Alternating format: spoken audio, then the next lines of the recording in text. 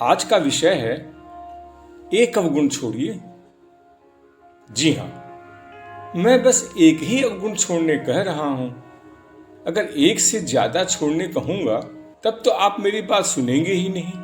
अतः बस एक के लिए ही कह रहा हूं। आप केवल एक ही छोड़िए और फिर देखिए कैसे धीरे धीरे आपका जीवन सुधरता जाएगा। जीवन शुद्ध, शांत और निर्मल हो जाएगा। आज के सत्संग का यही सार था, एक अवगुण छोड़िए। स्वामी जी ने यह भी नहीं बताया कि कौन सा अवगुण छोड़े, वह भी हम पर ही छोड़ दिया। सत्संग से उठकर बाहर निकलते ही सुनने को मिला, गुण हो या अवगुण, बड़ी लंबी फेहरिस्त है। वेद, उपनिषद, पुराण, गीता, रामायण, धर्माचार्य, महामंडलेश्वर, गुरु, ऋषि, कथावाचक, हर समय केवल बस यही तो कहते रहते हैं। या तो कोई कथा कहानी सुनाते हैं या फिर ये करो ये न करो। उनकी बात मानने लगे तो जीने लायक ही नहीं रहे। वे जो कहते हैं उसे बस वही छोड़कर चले आने में ही भलाई है। क्यों, ठीक कह रहा हूं ना? शायद यही कारण है कि वे अपनी बात कहते रहते हैं और दुनिया अपनी चाल से चलती रहती है। और तो और महर्षि पतंजलि को लें तो उन्होंने भी 5 यम और 5 नियम गिना दिए। 1-2 गिनाते तो शायद उस पर भी विचार कर लेते। भाई साहब, जरा ठहरिए। अगर एक एक होते तो क्या आप उन पर विचार करते? अपनी झोंक में लेकिन थोड़ा संभलते हुए कहा, तब का तब सोचते। अच्छा बताइए, ये 5 क्या हैं? मैंने पूछ ही लिया। 5 यम हैं, अहिंसा, सत्य, अस्तेय, ब्रह्मचर्य और वो 5वां अपरिग्रह। हाँ, वही। अब आप ही बताइए, इन्हें अपना ले तो कैसे जीवन चले? अपने तो बस एक ही सिद्धांत अपना रखे हैं, व्यावहारिकता।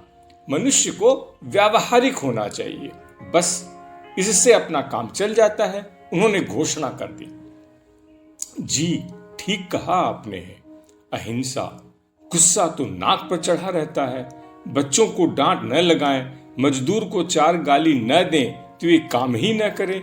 और ये सत्य, अगर सत्य बोलें तो जेल में ही रहें या फिर सड़क किनारे खाली कटोरा ले बैठे रहें। झूठ बोले बिना तो भाई साहब भीख भी नहीं मिलती।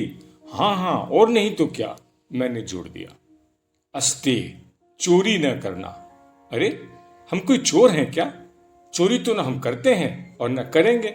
चोरी तो छोड़ी हुई ही है। अरे वाह, तब तो ये मान लेते हैं कि हमने एक अपना लिया है, अब हमें मुक्त करो। क्यों, क्या कहते हैं आप?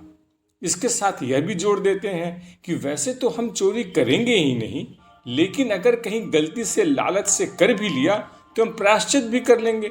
या तो उसे बता देंगे या वह सामान वापस वहीं रख देंगे। क्या दिक्कत है?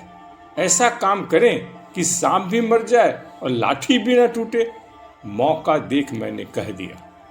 हाँ, यह ठीक वैसा ही है जैसे कि हम किसी तीर्थ पर जाते हैं तो कुछ छोड़ने कहा जाता है और हम वही छोड़ आते हैं जो पहले से ही छोड़ा हुआ है। आम के आम, गुठली के दाम। चलिए, अब यह समझ लें कि चोरी कहते किसे हैं। शब्दकोश का सहारा लें तब इसकी परिभाषा कुछ इस प्रकार बनती है। जब कोई किसी व्यक्ति की सम्मति या जानकारी के बिना उसका सामान या संपत्ति ले लेता है या हटा देता है तो इसे चोरी कहा जाता है। यानी बिना सम्मति या जानकारी के ले लेना ही नहीं बल्कि हटा देना भी चोरी ही है। इस चोरी को जरा गहराई से देखने और उस पर विचार करते करते मुझे अपने जीवन की एक छोटी सी आपबीती याद आ गई। मैं अपने सहपाठी सुरेश के कार्यालय में बैठा था। उसका लड़का राहुल भी वहीं था। गर्मी का मौसम था, टिफिन में आम भी था। मैंने लेने से इनकार कर दिया और कहा कि मैंने आम छोड़ रखा है और बताया कि आम मेरे प्रिय फलों में से एक है, लेकिन उस वर्ष पूरी गया था। वहां जगन्नाथ महाप्रभु के मंदिर के वट वृक्ष पर 1 वर्ष तक आम न खाने का वचन देकर आया हूं। राहुल ने बताया कि उसने भी इसी वर्ष वहां आम छोड़ा है। लेकिन तभी मैंने टिफिन में रखे अचार को उठा लिया। राहुल ने बताया, अंकल ये आम का अचार है। मुझे बात समझ नहीं आई तो उसने जोड़ा, अंकल अभी तो आपने बताया कि आपने आम छोड़ रखा है। हाँ, लेकिन यह तो आम का। यहां तक कहने के बाद मेरी जबान तलवे से चिपक गई। मुझे सचमुच बड़ा अच्छा लगा। जिसे मैं बच्चा मान रहा था उसने आम को छोड़ने के वचन को बड़ी गहराई से समझा था। जब आम पर उसने इतनी गहराई से सोचा तब फिर चोरी पर भी सोचने की जरूरत है। श्री अरविंद ने चोरी का अर्थ ही बदल दिया है। लगभग 1905 में वे अपनी पत्नी को एक पत्र लिखते हैं जिसमें वे अपने 3 पागलपन की चर्चा करते हुए पहले पागलपन के बारे में लिखते हैं कि अगर वे अपने पास जितनी उनको आवश्यकता है उससे ज़्यादा रखते हैं तब वे अपने आप को चोर समझेंगे। उस समय उन्हें 500 रुपये माहवार मिला करते थे। उस समय के हिसाब से यह एक शाही राशि थी। यह राशि पूर्ण रूपेण श्री अरविंद की थी, उनकी अपनी थी, लेकिन फिर भी वे उसका अपने लिए उपयोग करना चोरी मानते थे। यह चोरी का एक अन्य आयाम है। अपना होने के बावजूद अपनी आवश्यकता से ज़्यादा रखना। जिसके पास उसका अभाव है उसकी आवश्यकताओं की चोरी करना ही है। ईशोपनिषद के पहले श्लोक के अंतिम छंद का अर्थ है, किसी दूसरे के धन की इच्छा मत करो। यानी किसी दूसरे के धन की इच्छा करना भी चोरी या चोरी की तैयारी है, अतः उसे भी त्यागो। चोरी को त्यागने का अर्थ है मन से, कर्म से और वाणी से उसका त्याग करना।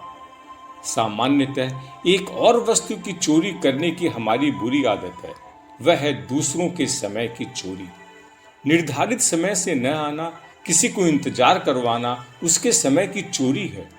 अगर वहीं किसी आयोजन में जहां हम वक्ता हैं या प्रमुख अतिथि हैं वहां देर से पहुंचना, वहां उपस्थित सबों के समय की चोरी है। समय से ज़्यादा बोलना, अन्य वक्ता के समय की न सुनने की इच्छा होने के बाद भी बोलते जाना, श्रोता या अन्य वक्ता के समय की चोरी ही है। अनिच्छा से दी जाने वाली वस्तु को लेना, बिना इच्छा के किसी के प्रेम की अपेक्षा रखना, ज़्यादा लेकर कम देना, यहाँ तक कि कम देने की भावना रखना भी अलग अलग प्रकार की चोरियां ही हैं। एक अन्य प्रकार की प्रचलित चोरी है जमाखोरी। मुनासिब से ज़्यादा कमाने की इच्छा से कम उपलब्ध सामग्री को जमा करना, भविष्य के लिए इतना जमा कर लेना कि दूसरे के वर्तमान के लिए भी न रहे, चोरी है। कोरोना के समय ऐसी वारदातें देखने को मिली। किसी कॉलोनी या मोहल्ले में पानी की कम आपूर्ति की खबर आने पर जरूरत से ज़्यादा पानी जमा करना इसके ज्वलंत उदाहरण है। यहाँ हम एक दूसरे के हिस्से का संसाधन चुराकर खुद के लिए या खुद के मुनाफे के लिए जमा कर रहे हैं। अन्य के कार्य को अपना बताना या अपने होने का आभास देना तो प्रत्यक्ष रूप से चोरी है ही। किसी के कार्य की उचित प्रशंसा न करना भी सूक्ष्म चोरी है। किसी के लिखे हुए को अपना बताना, उसकी सहमति के बिना उसका प्रयोग करना तो आज कॉपीराइट के नियमों के अंतर्गत जुर्म ही है, चोरी तो है ही। किसी की अनुपस्थिति में उसकी निंदा करना, क्या उसकी प्रतिष्ठा, मान, मर्यादा की चोरी नहीं है? भविष्य और आने वाली पीढ़ी का ध्यान न रखते हुए प्रकृति का अनावश्यक दोहन भी चोरी का ही स्वरूप है। आप जितना गहरे उतरते जाएंगे, चोरी के नए नए आयाम खुलते जाएंगे। जैसे जैसे आप उन्हें जिंदगी में उतारते जाएंगे, आपका जीवन निखरता जाएगा। कबीर को याद कीजिए, जिन खोजा तिन पाइया, गहरे पानी पैठ, मैं बपुरा बूढ़न डरा, रहा किनारे बैठ। किनारे बैठकर ही अगर संतोष हो जाता है तब आपकी मर्जी, लेकिन अगर मोती चाहिए तो पानी में गहरा उतरना ही होगा।